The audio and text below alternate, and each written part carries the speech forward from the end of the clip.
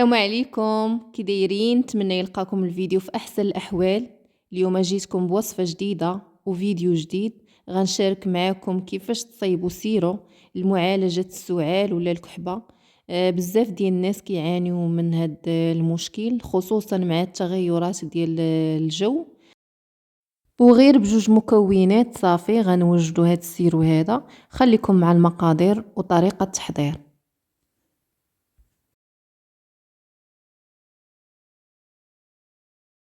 واول حاجه غنحتاجها هاد اللفت الابيض. سواء نديرو هاد اللفت الداير ولا داك اللفت الطويل. صافي غنقي هاد اللفته. بالنسبه للوصفه غنشاركها معكم بجوج طرق، وكل واحد يستعمل الطريقه اللي تناسبه. بالنسبه للطريقه الاولى خديت هاد اللفته غنقيها. هذا هو اللفت اللي كيشيط لينا في كسكسو. حتى شي واحد ما كيبغي ياكلو، واحد تيدفعو الاخر، وهو صدق كيداوي لينا البرد. صافي غناخد هاد اللفته نحكها مزيان في الحكاكه الرقيقه.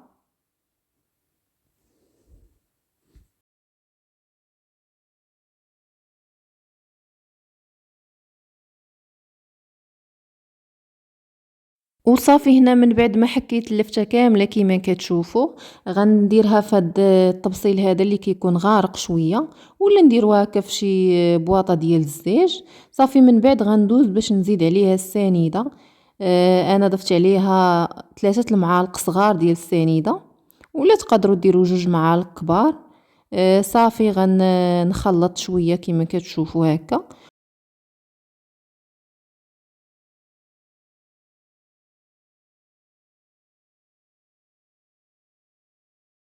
وصافي هنا غندوز باش نغطي عليه بالبلاستيك الغذائي.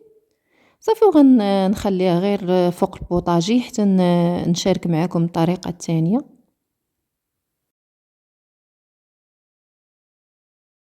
وبالنسبه للطريقه الثانيه غناخد لفته هنايا.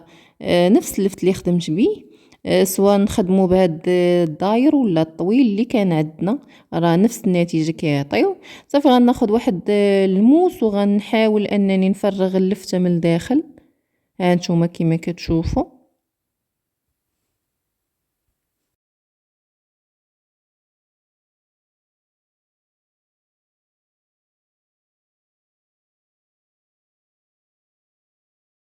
من بعد ما فرغت اللفته من الوسط ديالها كيما كتشوفوا، غنعمر هذيك الحفره بالسنيده.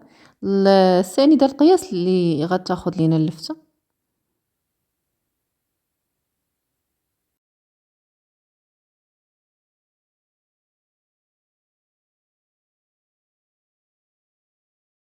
وهنا غنغطي عليها بالبلاستيك الغذائي.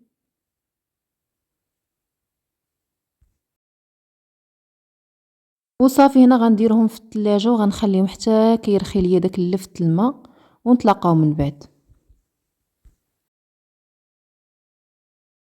وهنا السيرو من بعد ما وجد كيما كتشوفوا، انا صايبته في الليل والغد ليه وجد خليته ليله كامله في الثلاجه. هانتوما كيما كتشوفوا كيجي على هذا الشكل هذا. بالنسبه لطريقه الاستعمال كناخذوا معلقه في الصباح ومعلقه في الغداء ومعلقه في العشاء. ناخذوها سواء من وراء الماكله ولا قبل الماكله، ماشي مشكل. اللي قدر ياكل حتى داك اللفت ياكلو، واللي ما قدرش يشرب غير السيرو. بالنسبه للوصفه الثانيه هانتوما كيما كتشوفوا حتى هي راه نفس النتائج. وهنا كتشوفوا ان السيرو خرج من اللفته، حيت ملي كنت كنفرغ فيها بالموس تقبات من التحت. نستعملوا الطريقه اللي بغينا، سواء هذه سواء الاولى. قدرنا اننا ناكلوا داك اللفت ناكلوه، ما قدرناش نشربوا غير السيرو. هاد الكميه اللي شاركت معكم راه كتستعملوها في نهار واحد، تبقاو هكا توجدوه في الليل والغد تشربوا منه وتستمروا على نفس العمليه. راه بالزربه كيحيد لينا الكحبه.